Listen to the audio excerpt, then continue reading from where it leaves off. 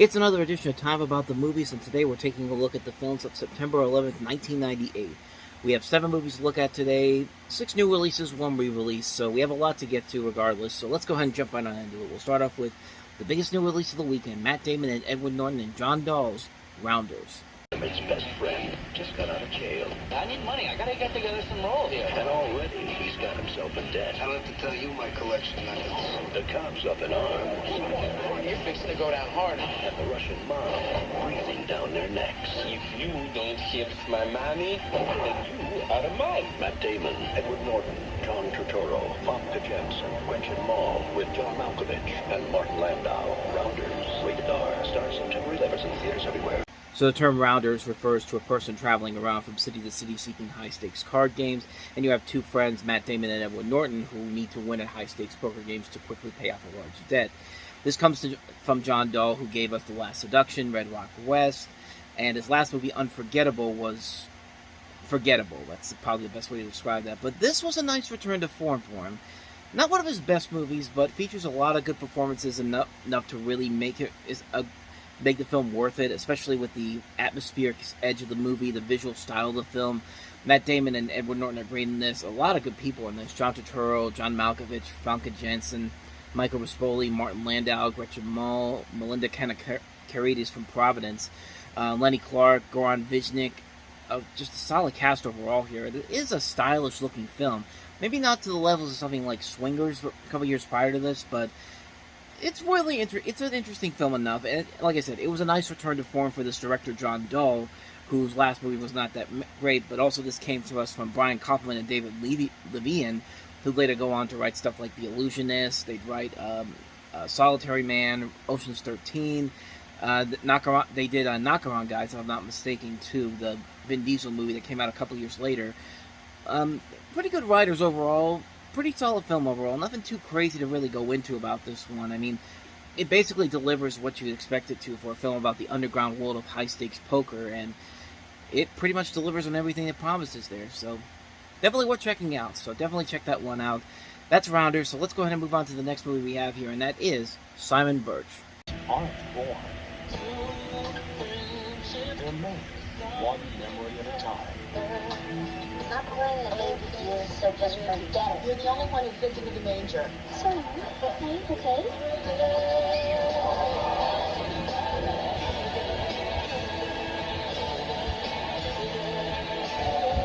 Simon Birch. Rated PG. Starts this Friday in select cities.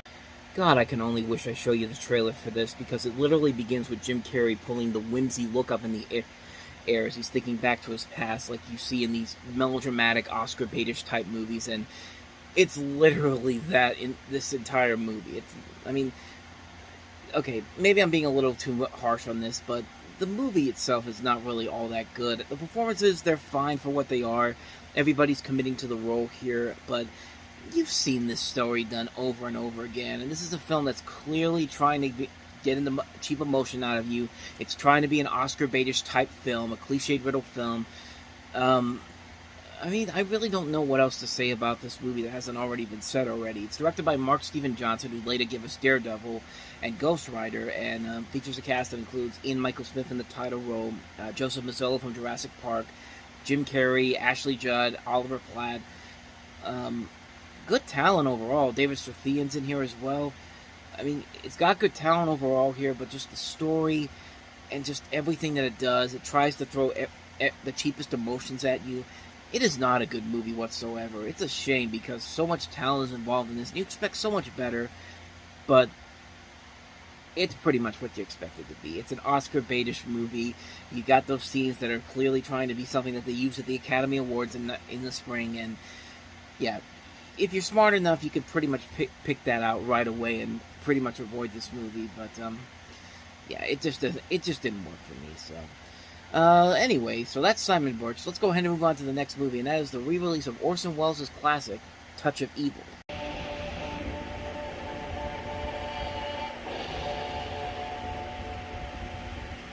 was her wedding night. Where was the man she had married? Who were these hoodlums?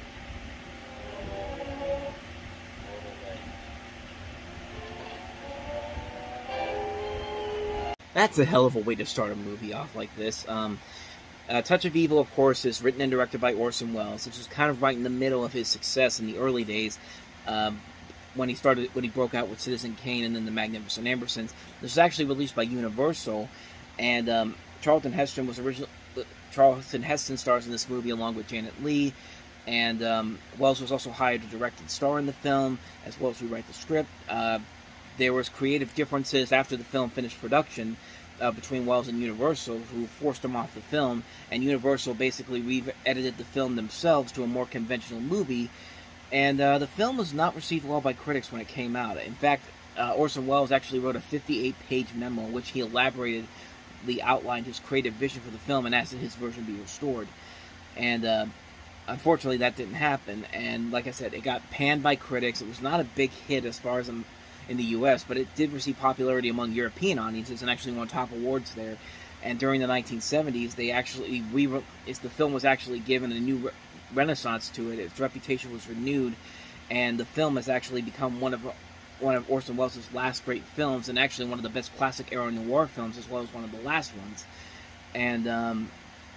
And so finally, in 1998, they actually re-edited this movie based on his memo that he wrote back when this movie came out. So it's a very interesting film to take a look at, honestly, when you see the differing versions of this, because they actually did put both versions out on DVD, if I'm not mistaken. And the basic premise of the movie here is that you've got this Mexican narcotics officer who has to interrupt his honeymoon on the Mexican-U.S. border when an American building contractor is killed after someone plants a bomb in his car. And he's killed on the U.S. side of the border, but it's clear that the bomb was planted on the Mexican side. And as a result, Vargas delays his return to Mexico City, where he's been mounting a case against the Grandy family, crime and narcotics syndicate. So they have this police captain come in charge of the U.S. side, and he soon finds a suspect, a Mexican named Manolo Sanchez.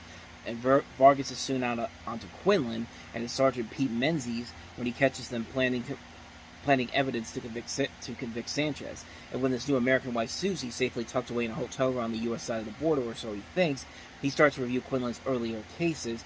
While concentrating on the corrupt policemen, however, the Grandys have their own plan for Vargas, and they start with his wife, Susie. So that's kind of where that scene in the beginning there takes place. And I've seen the movie before. I won't say it's one of Orson Welles' best movies. I mean, you can't really top Citizen Kane or something like The Magnificent Ambersons, but it is still a great Orson Welles noir film. I mean, it's a great film, great acting overall. Charlton Heston, Janet Leigh, Orson Welles, Zsa Zsa Gabor. I mean, the talent is clearly there, and there is a lot of really good stylistic shots in the movie that make it worth watching on those merits. I definitely say check out the Welles version, the re-release version that came out in '98. The other version that came out is fine for what it is, but definitely the Orson Welles version, I think, does a better job of showing what Welles' true vision for this film really was going to be like. It's a very good film. I'd say definitely check it out if you can find it. So that's Touch of Evil. So let's go ahead and move on to the next movie. A pretty cool looking film here, coming up here, and that is Cube. A cube. 26 rooms high, 26 rooms across. 17,576 rooms. Yeah, if you've seen the game Half Dead, it's pretty much they pretty much took the inspiration from this movie. And Cube is basically a story where you have individuals trapped inside this bizarre and deadly labyrinth of cube-shaped rooms. So every time you go into a room, you get like all these different traps. You get like in one area you'll get like motion detectors, like you could throw a boot into a room, kind of like what you do in the video game. And this is a film that has gone on to have a cult following. It's definitely very Kafka-esque in terms of the way it's stylized and the way the film looks. And they've been trying to make a remake of this movie in America for years now, and I think they just realized that how can we compete with this? I mean, this is a really damn good movie. Just the style and the look of the film alone is beautiful enough to look at, but then you add this other element, this great storyline, and it just makes for a very intriguing, very tense, and very chilling movie. Like, you really are, like you're part of, you feel like you're part of this group as every time you go into a room, you're thinking to yourself, what's going to happen next? What's going to happen next? It's just like, it's a really cool film. It's a really enjoyable film. I really enjoy it a lot. I think it's a very good, underrated film that is slowly but surely gaining attention as it's gone on in the year since its release. I really don't want them to remake this movie in America because really, I don't think you can really top what they did here. Plus, there's already a good remake, and that's the Half Dead video game. I mean, Half Dead really is kind of like that, kind of pretty much a better remake than anything that Lionsgate probably would do with this. But it's definitely a great film. If you haven't seen it, definitely check it out, because it's definitely worth the time. So check that movie out, Cube. With that said, on to the next movie, and hey, who wants some more Oscar bait? It's Without Limits. It's the hardest thing in the world to believe in something. Critics call Without Limits a poignant, moving, and inspiring film. I don't want to win. You don't want to win unless I've done my best. You don't really believe you can do anything. Absolutely. From Academy Award winner Robert Towne. I believe in myself. Billy Crudup, Donald Sutherland, Monica Potter, the true story behind the legend. Without Limits, rated PG-13. Yeah, this is pretty much another Oscar bait movie, but I will say it's not the worst thing ever. I mean, it certainly could be. It certainly isn't as bad as Simon Birch was, but it's actually the second movie about Steve Prefontaine. We talked about the other movie, Prefontaine, with Jared Leto, but here you follow the relationship between him and his coach, Bill Bowerman, played by Donald Sutherland, who later co-founded Nike. And you have Billy Crudup playing Prefontaine, Donald Sutherland is Bowerman, like I said, Monica Potter is in here, Jeremy Sisto, Judith Ivey, Matthew Lillard, directed by Robert Towne, and also written by him. It's not the worst thing ever, and it's probably a terrible way to sell the movie, but it's definitely very Oscar baitish, but at the same time, it's not the worst thing you could see. It's a film that is competently done. I think it does tell a better story about this guy, Steve Prefontaine, than Prefontaine did. And, I don't know, neither one of them really was that great to me, but this is the one that I'd say I kind of liked a little bit more, mostly because of the performances by Crudup and Sutherland.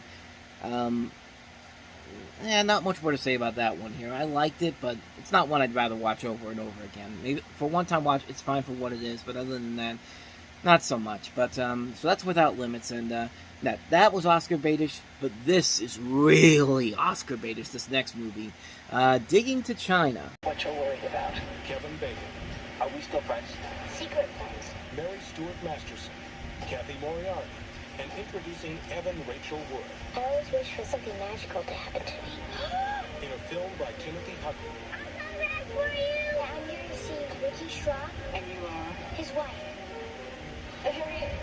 About the truth that hurts.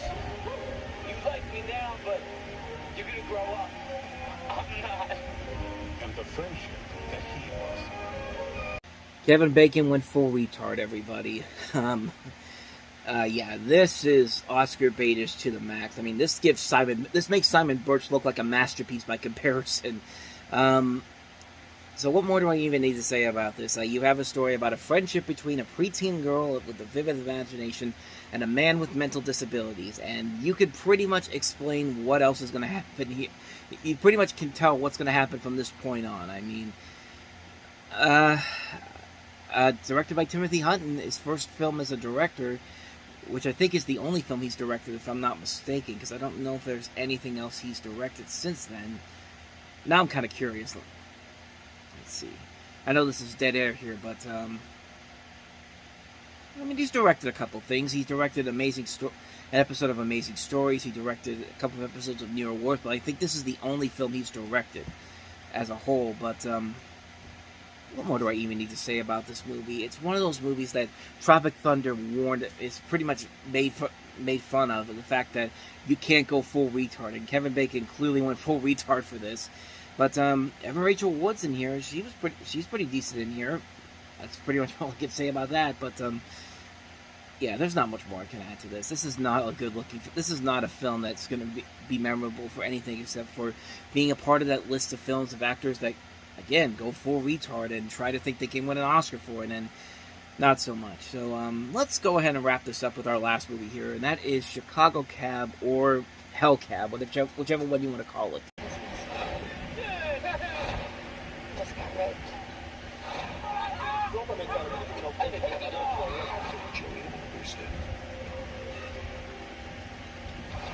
John Cusack. Gaff. And Julianne Moore. I hate this job. Hellcab. So you've got this unnamed taxi driver over one day in Chicago shortly before Christmas. He has like 30 different passengers enter his taxi throughout the course of the film, providing brief looks into their personal lives. And among those actors, you see Gillian Anderson, John Cusack, Laurie Metcalf, Julianne Moore, John C. Reilly, Michael Shannon, Michael Ironside, Reggie Hayes. And I think a lot of people really do not like this movie because the film pretty much... I'm reading on here, it received criticism for having unrealistic taxi passengers since all of the characters have an exciting story. And as you know, that's probably the truest thing you could possibly say about this because, yeah, there's not really a whole lot of interesting stories going on with most taxi drivers. I mean, Taxi Cab Confessions, if you ever watch that show, most of those stories are not that interesting whatsoever. If you go into a taxi in real life, it's not that interesting whatsoever. Nobody really has that...